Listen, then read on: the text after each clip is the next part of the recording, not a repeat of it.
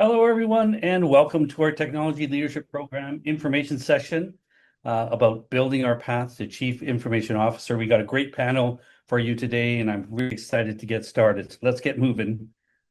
Before we start, we always recognize the indigenous nature of our lands here, and so I would like to make sure that we respectfully acknowledge the Musqueams, Squamish, Tsleil-Waututh, also the Katsi, Coquitlam, Quequot, Kwantlen, Semiahmoo, and Tsawwassen peoples on whose unceded traditional territories our three campuses at Simon Fraser University reside. I encourage you to find out more about Indigenous ways of knowing and doing and finding ways you can incorporate that into the way that you live and work on these lands. So with that acknowledgement, our next stop is to just understand our agenda today. You were in the welcome and introduction, so welcome. My name is Dr. Andrew Gimino, and I'm Associate Dean here at the Beatty School of Business, Simon Fraser University, and I'm the Associate Dean of Executive Education. And we're really excited to be with you today with our wonderful partners from CIOCAN Association Canada and the DIAL programs that we proudly display for your work. So we're going to today do a CIOCAN panel. We've got some great people, and I'll introduce them in just a sec. We're also going to include an alumni success story. So we've got Jennifer here, and we'll bring Jennifer on a little bit after our panel. Then we'll do a program overview. So for people who are interested in the program, we'll give you a little bit more information about that. Our academic, Dr. Blaise Reich, will be looking at that. She's our academic director. And then we'll have some time at the very end for questions that you might have. So let's get to this. Lots to do and lots to get into. But before we start, we just want to recognize that the role of the CIO has been changing over the last decades, and it's continuing to change at a very rapid pace. All these technology capabilities continue to move, and we've all heard about artificial intelligence and the business models changing. Here's some examples of stats that I think we should be aware of as we go through our discussion. 84% of CIOs in top performing companies are actively involved in business models. That doesn't say technology models, it says business models. And that means a CIO is a business professional. That's really important for us to understand. They have to bridge that technology and business opportunity. And then 67% of CIOs are now included in the company's executive management and leadership boards. And that means that we understand and organizations understand that technology is just important to understand. The people who understand technology and the business implications are just critical to organizations. So here I am. I'm just going to introduce our CIOCAN panel. I'm going to start with Gerry Akkerman, who's a chapter president at CIOCAN, is also a chief technology officer at Legal Aid BC. Thanks, Gerry, for being here. And then there's Volker Seidel, and he's director of leadership development and mentorship at CIOCAN, and he also serves as the IT director at D-Wave Systems Incorporated. Thank you very much, Volker, for being here. And of course, Hilary Sinclair, who's the director of leadership development and mentorship, and she's the director of IS and technology. And she is working with us today. So these three people are coming together who are good friends and also longtime acquaintances. We're ready to kind of get into the questions associated with them. So now that we're here, we're going to be talking about that emerging role of CIO and the path to CIO that can happen with what we call our Technology Leadership Program, or TLP. And we'll also be talking a little bit about the membership and benefits associated with that. And I think I let the CIOCAN people kind of fit that in as we go through our discussion. If that makes sense, Gerry and Hilary and Volker will figure out times to do that. But in order for us to get into that discussion, I think it's a good thing for us to all to get involved. And so let's start off with a poll question, just to get a sense of the people here in our room collected. The kind of things that you're interested in and what you're finding inside your organization. So let's launch that first poll, and then we'll get into our first question for our people here. So the first poll is just about the shifting role of CIO. It looks like data and AI acceleration. I think we're all feeling that. So that's recognition. Security risks are up there. And Gerry, I know you can feel that one. You understand that a lot. And then the influence across the enterprise is just increasing, and the owning of the idea of business value coming from the technology area just seems to be right there. So let's talk a little bit then about this. So Gerry, would you mind to start with you, just talking about that shifting role of the CIO? Yeah, absolutely. And it's great to be here. I'm a long time supporter of the TLP, and I really believe in it. And I do because personally, it's given me, it really opened up my eyes and changed my perspective. And as the chapter president, and after working on this for a long time, I just want to quickly say thank you to Simon Fraser University and to the faculty and all the support staff. So I can't underscore this enough. We So the appreciate that, change. Gerry. And so this is a great question because you're saying something in the question. There is a major shift in the role of the CIO, and it's happening very quickly. And the velocity of the change that's happening kind of has a lot of CIOs kind of freaked out right now. And the change is being brought on by AI and the increased risks that's coming with cybersecurity, and how that is showing up for us as CIOs is that more and more executive leaders are realizing, oh my, that IT stuff is not just some cost center, it's not just those servers and my stuff. I'm actually accountable to make sure that those IT folks are supported. And so the executives are increasingly getting someone to lead the technology and to look after technology and risk to the executive teams. But there's one level higher.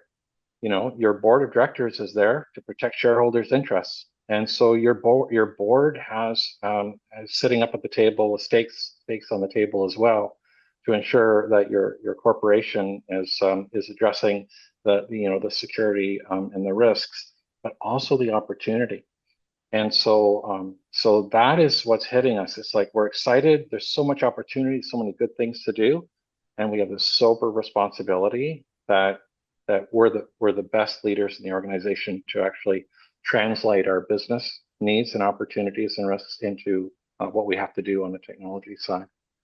Makes so much So sense, Gerry. Volker, if I can come to you, I mean, with D-Wave, you're a leader in quantum technology, so it's not like technology isn't hitting you every day, but I imagine the role is changing. I'd love to hear your thoughts about this. Yeah, so with quantum technology, D-Wave has working quantum computers, and that shocks a lot of people because even the CEO of NVIDIA said, "Oh, it's just a few years out," but it isn't.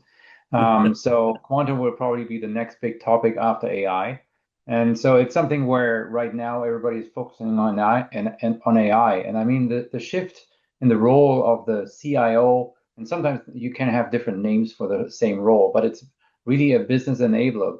And like Gerry said, it is something where you, as the technology leader of this organization, want to closely align with the business and also with the direction that the company is going. So it's not just I'm creating a laptop and I give it to this person.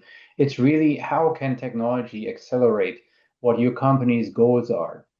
So that's usually where they are looking for. And the board of directors as well. And like Gerry said as well, there are risks coming with it. So the current big topic, you cannot go anywhere without talking in any kind of technical environment about AI. And so now you have governance, risk, and compliance. They are looking at you and saying, oh, so we want to use this tool, but we don't know how this impacts us as a company. What happens if we're getting breached or whatever through one of those goals, or if any of our intellectual property is leaking, which I have to fight with it, D-Wave, because we have intellectual property that nation states want to have. So now we have to widen the scope when we talk to these people. So it's really you as the CIO will have to learn the language of the business and closely align with the business to understand where do you want to go. And then your contribution is how can I contribute to this future? How can I make this happen? And how can I control the risk around this and make this then easy for example, the board of directors or the rest of the executive team to give this information to the stockholders and say, you can trust us because we have it under control. Yeah, with technology emerging so quickly, it just seems it's a key role now. It's not something at the side of desks or at the side of that table. It's right in the front center of what people are thinking about. So I love the way you suggested it's not going to change either. It's going to keep going this way, Volker. So we have to scale ourselves up to make sure we're able to make those business decisions. And Hilary, I know you've had lots of experience with many organizations. Love to hear your thoughts about how this role has changed. Yeah, I completely echo Gerry and Volker and everything that they say. And I think what really lands for me is the pace of acceleration. There's an expectation in the organizations that we have the knowledge, but yet this technology is changing so rapidly that on one hand, we're running like crazy at over 100 kilometers an hour to keep up and understand the changing landscape. And then having to turn around and make that translation back to our business colleagues to say, look, this is what we're looking at. I think in association with that is the recognition that your CIOs, your most senior people in the organization, need to be business people first. And have that capability of taking a business opportunity or a business problem, translating it into a technical problem that they and their teams can work on, getting to the point where they have a technical solution that is again translated into a business solution so that we get everyone speaking the same language and the rest of the organization can really understand what is that enabler, what is that tech that's going to move an organization to the next level. Yeah, that's a great way to kind of segue to our next question, which has to do with, given all these shifts, where do leaders, what are they most needing in order to make these shifts? And I would love to hear a little bit about how the technology leadership program we have together here with the CIO Association of Canada and SFU are working, and also how CIOCAN's handling. I'd love to hear your thoughts. So to get into this, let's get into a poll where we talk a little bit about, get people primed on this one. So as your role expands, which areas do you most want to strengthen right now? What are you looking for? So I'd love to open that and let's see what people are thinking then, and just share the results with you, just so you guys can see what people are thinking. And Hilary, just where do you think you're going to suggest we spend our time building our skills? There's no choice for all of the above, Andrew. That's a lot of work. Yeah, something that I am incredibly passionate about and have always been a champion about is the change piece. If I look back in my career, it was all about, enterprise resource planning. So, big systems like SAP. Yeah. And then we hit cloud and cloud computing, and now we're hitting AI. And Volker's talking about everything and the exciting things that are happening at D-Wave. Helping an organization with those transformation through stakeholder engagement, communication, executive buy-in, and just bringing everyone in an organization along on the journey that is this incredible, rapid acceleration and introduction of tech is really falling on the CIO. And I fully believe that the TLP program addresses that. It helps people with understanding around change management, change leadership, and engagement to bring everyone on that journey. That makes sense, total sense. And then maybe Volker, your thoughts about where you're thinking about the time and what you would suggest people start building in terms of their skills. Yeah, it was interesting to see on the responses that it was quite even out. So it was almost all around the 50% mark. And that shows how many hats a CIO or a technology leader these days is wearing, right? And what do you have to do in order? So it's a very broad field. And when you look at the CIO, I mean, most of us, and I can probably talk to my colleagues here as well, we're coming out of the love of technology. We started somewhere at some point, let's say on our grandfather's PC, or we had a Commodore 64. So we really enjoy working with technology. And at some point, we thought that, hey, yes, I understand the technology, but I want to be the bridge between the business, which usually didn't understand the technology, and technology. So now we're here. So this is where we now have to learn the language of the business, which the TLP is doing. And I give you a little bit of a cliffhanger. So Gerry will probably say what he usually says, what the highlight of how this program was initiated, what his saying around it is, and it will describe it really well. So this is a cliffhanger. So Gerry, please deliver.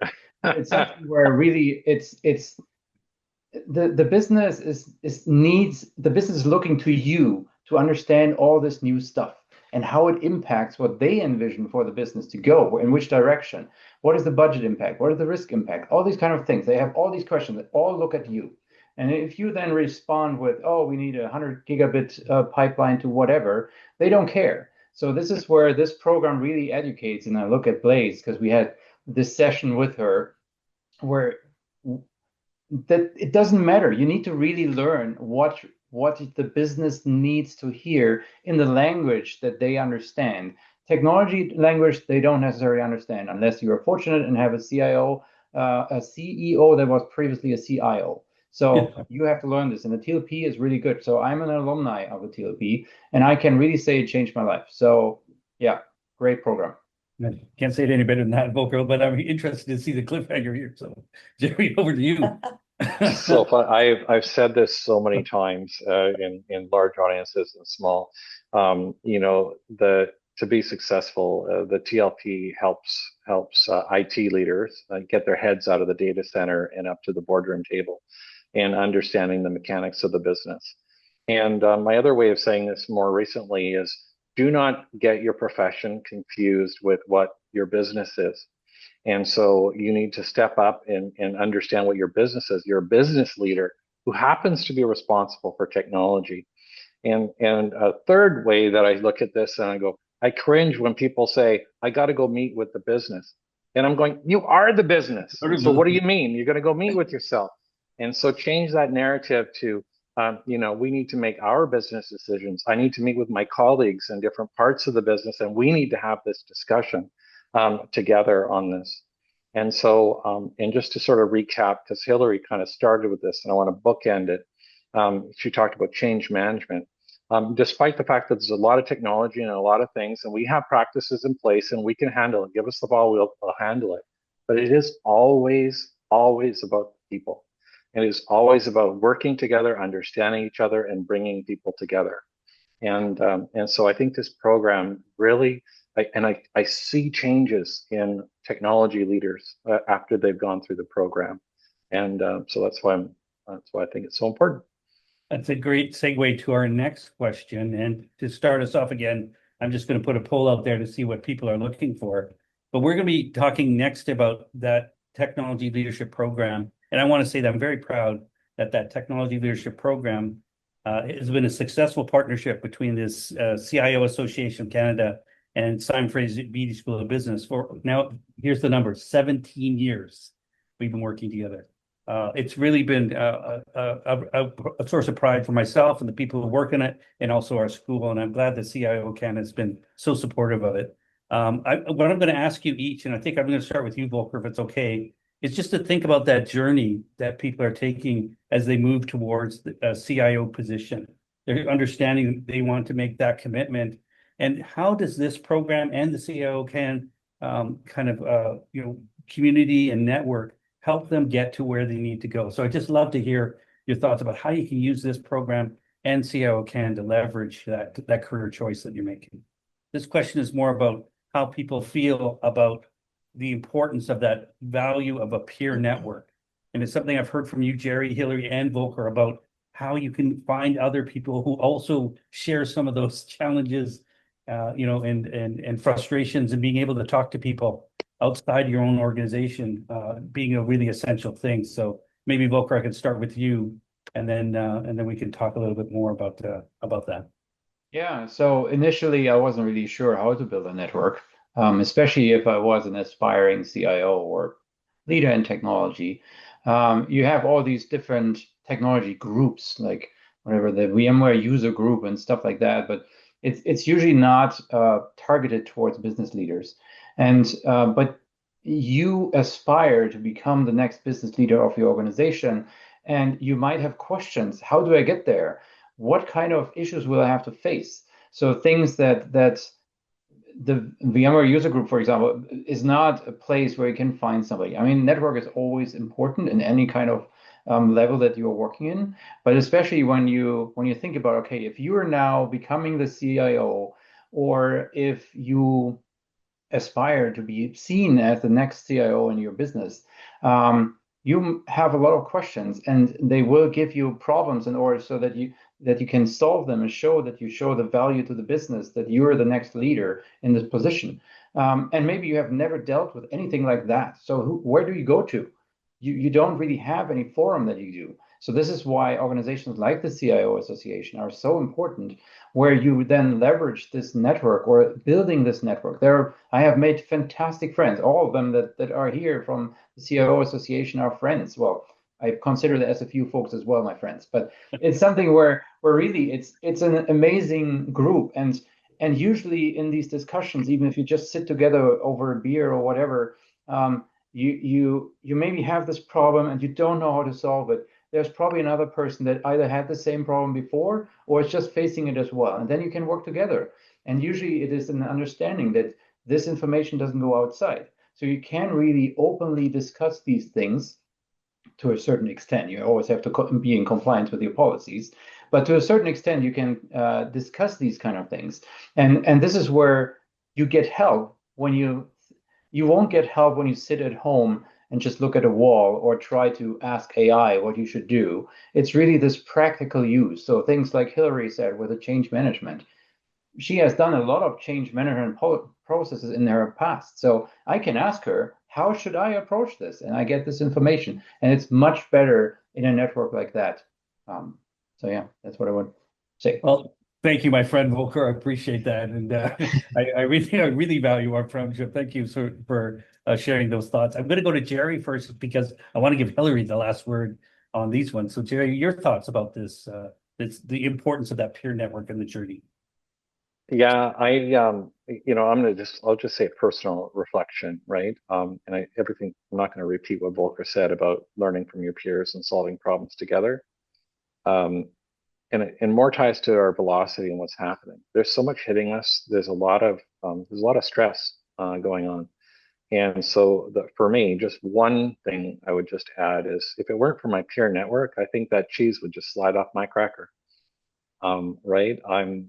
You're trying to balance all these great things, and it's a very stressful time.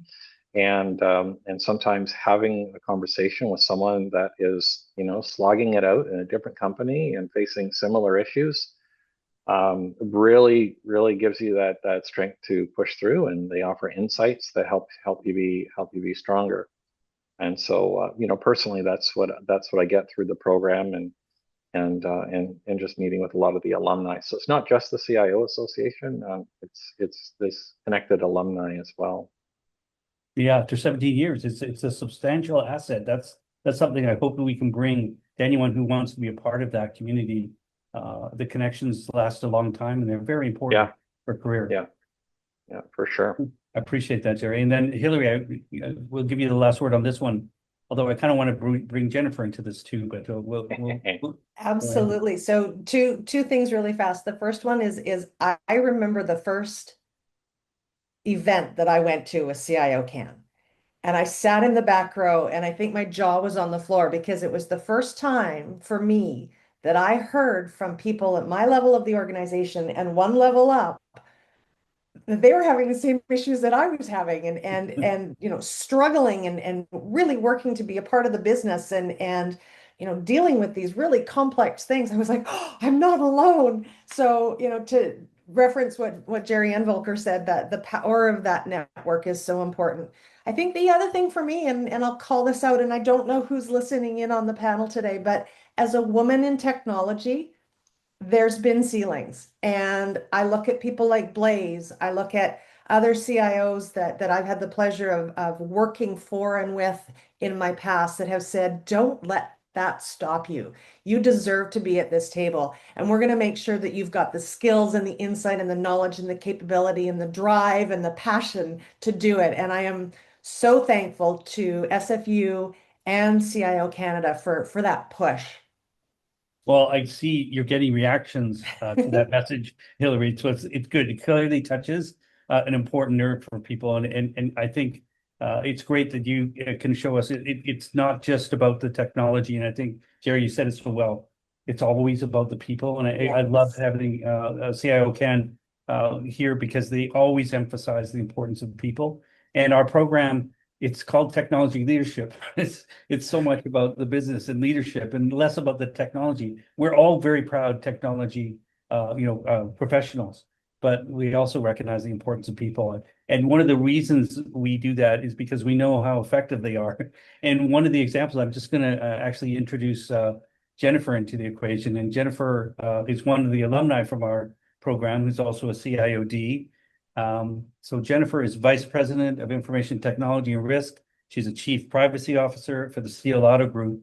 and she's going to talk to us a little bit about an example capstone project that she's bringing. But Jennifer, before you go there, would it be okay if I just asked your thoughts about what you heard on the panel and what you think about the importance of the CIOCAN and Technology Leadership Program in your career? Yeah, absolutely. I'm really glad that you asked because as the panel was going on, I thought, well, I was brought here to talk about my capstone, but I really want to get in and get in on this conversation. Everything from what Gerry said to what Volker said, and Hilary as well. I mean, the women in tech issue there have been ceilings, and now you get to be part of this amazing community where we're seeing women thrive and succeed in these roles and become esteemed business leaders. So it's just great to be part of that community. But what Volker said around the program having changed his life and, getting business leaders or getting the board to understand that we're not that break fix unit. We don't just, deploy hardware and promise to put an antivirus on it and ship it out the door, and that's the extent of our value for the day. When Volker said that the program had changed his life, I mean that's absolutely true in my case. I feel like I went from IT Gen, who when I first started with the organization, I've had a seat at the table right from the get-go, but I had that IT Gen seat at the table that was just going to provide an update on where we were with technology, tell us that we weren't attacked, and we're going to move on. And I remember actually getting text messages from my CFO during board meetings that said, do you think you could make it quick? Do you think you could, get your updates out in 30 seconds? And I would always be accommodating. And now I say things like, no, I can't. Unfortunately, I really need to get this information out. So that's been something that shifted in my role since I went through the program. So people are always thinking probably IT Gen Hutton, what's the difference? And the difference is it was the shift from how people, not just how people referred to me, but it marked a fundamental change in how my role, authority, and value were perceived. I guess I can give you a really quick example. I work in the auto industry, obviously, and there's some changes coming April 1st through FinTrack related to AML and ATF, which is anti-money laundering, anti-threat financing. I never in my wildest dreams as an IT person or an IT leader, technology leader, thought that would have ever landed on my desk. And that absolutely landed on my desk. My team wrote an AML program that we're now rolling out to the group. So these are things that have been added to my purview since my role changed after going through this program. Well, thanks, Jennifer, and I'm looking forward to your Jennifer Hutton voice as you speaking through your capstone. But before I go, I just want to say thank you so much because we're going to move now to you and for Hilary, Sinclair, Gerry, Akkerman, Volker, Seidel. I really appreciate the time you spent, and thank you so much for being a representative of CIOCAN here and the program. Thank you so much for the time you spent. It's great. And now, Jennifer, I'm going to hand it over to you. So you got control over this opportunity. You got the next couple of slides. So I'm looking forward to your particular perspectives. All right. So we obviously, at the end of this program, were given a capstone, or I believe it was probably at the beginning, going a couple of years back now. So I don't fully remember everything, but I do remember that giving this a lot of thought about what this focal challenge of mine was. And it was really wanting to get out of that break fix idea and really showing my value to the board of directors, to our CEO. All of this is, I think it might have been Gerry that said it, all of this is so new to boards of directors, the idea of risk, governance, and all of those things. So I really wanted to find a way to make that known, because right now, or at the time, it was very break fix. So the resulting challenge was that nobody within our organization was looking at risk in a holistic approach. Finance was looking at risk, health and safety, occupational health and safety was looking at risk, operations was looking at risk, and of course, on the tech side, we were looking at cyber. That was our only risk, just cyber, viruses, that's all we got to look after. And my guiding question when I started reaching out and doing interviews with my peers, whether it was CEO, COO, CFO, and then I believe a couple of directors, as well as a couple of my support staff and other supporting roles within the organization, was how can I be part of implementing an overall risk strategy for the group? And some of the things that I learned throughout those interviews was that had actually been the topic itself around risk, strategy, and governance had been an elephant in the room for several years. Or our organization grew through acquisition very quickly, and mostly during the pandemic. We saw the biggest growth during the pandemic. So things were difficult enough going through the pandemic, but to have all of that acquisition happening made things very tough. So what I learned is that things were not necessarily as they seemed. We were winning awards for safest employer. We were winning all of the best managed awards. And everyone thought, well, we're there. We've made it. We've got all these awards. We're doing all the right things. But that was how we viewed it from the outside. But there was an interpersonal problem. Nobody was talking about it with each other. Everybody just had all of these opinions. And then underlying people thought, no, I don't, that's not really how I think, but I just don't want to share that with others because I don't want to be the negative Nelly. And there was also what I uncovered was a rather large conflict of interest to the tune of almost $1 million that needed to be dealt with and had significant impact to the group and a couple of employees in particular. And so I was able to take that and actually start that conversation as a result of these conversations that I was having for my capstone specifically. I also learned that there were key components related to regulatory compliance that were missing and that needed to be addressed. We did acquire 8 stores in the United States during that period, and obviously they have different regulatory compliance than we do here in Canada. I think I mentioned about lacking transparency and communication around safety and risk and how that was misaligned. And I knew right away that there were some quick wins that could quickly show value. So this was actually happening in parallel during the capstone process. So as I was going through the capstone process, I was almost moving these things forward at the time. So by the time I even got to my capstone, it was sort of like, well, that's done. Like I've shifted, I've moved into the next phase.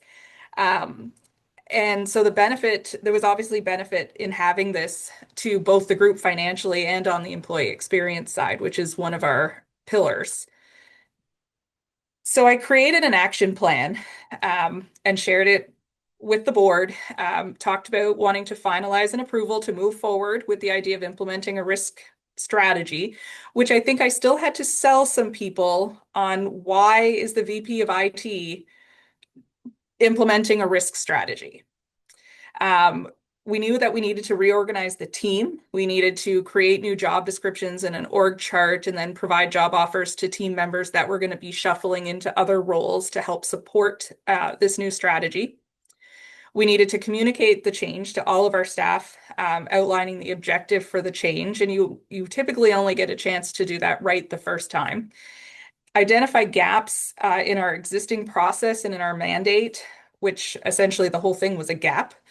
Then develop a short-term and long-term strategies, determine what our KPIs were going to be, and then begin work on the strategy implementation and report measure of success to our board of directors quarterly. And then I've got a little note there that says we may have to pivot if an existing key resource opts out of the opportunity. And the existing key resource did opt out of the opportunity. And this resulted in a couple of new team members that have been great assets to the organization. My title and responsibilities changed, and I've got a lot more things now under my purview. And that whole recognition from the board, from our CEO, from members of the community has changed drastically since I completed this process, because I'm not just looking after technology. I'm looking after everything that poses risk to the organization, whether it's compliance, regulatory, governance, starting to look at AI. The example that I just gave around AML and ATF, those are things that we would typically not get involved in. We're now being brought into every project from at the ground level, whereas before we were being brought in, hey, I'm about to sign this contract, just wanted to make sure that technology was okay with it, and we had nothing to go on except maybe a small scope of work in a contract. So it really has shifted where our roles are within the organization, and again, the community that I've had around me as a result of it. And Jen, what I see in your story is that opportunity for a capstone kind of lets you stop the world a little bit in the sense that it might have been difficult to, if you hadn't been in the program, to be able to kind of just put this together. And it feels like this is an opportunity to take a little bit more time, reflect, and think about how to move forward on an important element inside your career. Lots of different capstones I've seen over the years, lots of different outcomes. This is a great example of where you really extended where you were as IT Gen and moved into this crucial role for the organization to be recognizing. Yeah, no, that's absolutely what happened. And so I think when we designed the program, I think that's what Hilary, Gerry, Volker, Blaze, the people who've been involved in this for so long, have been wanting to get, which is, it's not just about learning and getting some knowledge. It's actually trying to get it applied, trying it out, finding the network of people who are going to listen to you and give you advice. These are the things that are going to move and project your career. And so that's why it's just an important part of our program to have that capstone opportunity. And when you're doing this as part of your capstone, it's not as easy for people to run away from these difficult conversations because you've approached them and asked them to support this personal initiative that you're working on. Not, hey, I want to talk to you about this. And then that elephant pops into the room again and everybody slides down in their chairs and we start talking about something else. We had to be intentional. My organization supported me taking the program. They knew I was doing it. And their part of the bargain was to help me along with that. And I think they got a lot more than what they bargained for, but there's definitely no regrets on anyone's part. Yeah, that sounds like value to me, Jennifer. So absolutely, I'm very happy that organizations that are happy, using her as a great sign for us. But now I want to introduce someone who's been just critical in my career, Dr. Blaise Horner-Riche. She's a person who brought me into academia. She's a starter of the CIO Association of Canada. She's been around this program since the very start, and she's just been a stalwart of the support for CIOs in Vancouver and across the country. So Blaise is our academic director of DIAL. She's a professor emeritus at Simon Fraser University. Her area is in information systems. She also works in innovation and entrepreneurship, and she's from the SFUB School of Business. So without further ado, Blaise, hand it over to you for this section of program overview. Thanks so much, Andrew. It's such a pleasure to be here and to see that you're interested in the Technology Leadership Program. As Andrew said, this will be our 18th cohort of this program. We do one a year, and we're so excited to bring this learning to you and to hear how you can progress as a leader. This program is designed to help technology leaders become business leaders. And to use this learning to advance not only your career, but to bring even more value to your organization. So I'm going to give you an overview of the program, a short overview of the program, so that you can understand how it will feel like when you're actually in this program, because this is a program that is experiential. You do not listen and then go back to your organization and not having done anything. You have something to bring back to the organization. So the main objectives of the program to help you deepen your leadership skills, to think about aligning business and technology initiatives, to consider your programs as investments, and to communicate the value that they bring to the organization. An equally important benefit comes from the other participants in the program. Over your time, and you've heard this from Gerry and Hilary and Jennifer, over your time with the program, you'll have many opportunities to connect, discuss your issues and opportunities, and to create a new network of professionals in Canada. You may also be eligible for a one-year secondary membership in the CIO Association of Canada. So this is a visual of our learning journey in the program. It starts off with an opening panel and discussion to get all the class together. So we see who's in the class and see who's we're going to be learning from, and also there'll be CIOs there to welcome you to the program. The first module will ask you to explore your own leadership style and to consider how you might use different styles in different situations. The next will be a module on decision making. What are the classic models? What's your default style? And how you can create decision processes that engage everyone and develop buy-in. Next will be a module on the assets that you're building. For example, how you are developing data governance to support AI, or how you're connecting platforms so they're seamless. And you'll hear from other folks in the program about what problems or what opportunities they're creating. It's really an exciting time. Then we move into the alignment topic, which is mine, and you learn how to assess alignment at 3 levels: strategic, operational, and program level alignment. Strengthening alignment supports the value that business technology programs create. The next module explores your communication style and how you can have productive discussions with anyone in the senior executive and board level. And I can hear from Jennifer that she not only benefited from that, but she has capitalized on that 100%. We are ultimately creating a capstone, an idea that we want to work on. And I'll show you a little bit later how that will work in terms of timing. Each week, you'll do preparatory work, listening to videos and articles, and submitting your homework assignment. So this program will take time. It will take 4 to 6 hours, probably a minimum of 4 hours, a maximum of, say, 6 to 10, depending on how deep you go into the work. Then on Thursday of the week, you meet as a class to discuss the preparatory work and also to learn new and practice new ways of thinking and working. These Thursday sessions are really important to attend, both to learn the material, but as importantly, to form the bonds with others in the class and develop your network. Throughout the program, you create a capstone idea, as Jennifer mentioned, and then you do the listen and build. So you can see in the week 7, there's a capstone module called Listen and Build. And one of our professors, Dr. Yip, will talk about building the capacity for change. And so you do a listen and build capstone, and then you go out and listen about your capstone. So Dr. Yip is going to ask you to go out into the organization and talk to the people that you're going to be changing with this capstone and get feedback on it. Then you do a midpoint capstone check-in for a couple of hours, and then week 11, you do a final capstone session. So even though there's only really 6 or 7 modules in the program, we spread it over 11 so that you have time to develop that capstone, go and listen in the organization to see what kind of reaction you have and what kind of support you can engender for this. Here are our faculty.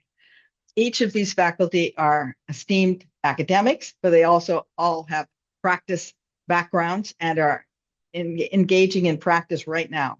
So Sandy McIver is a professor of leadership at Mount Allison University. Andrew, you've heard from already, is an innovator and an entrepreneur.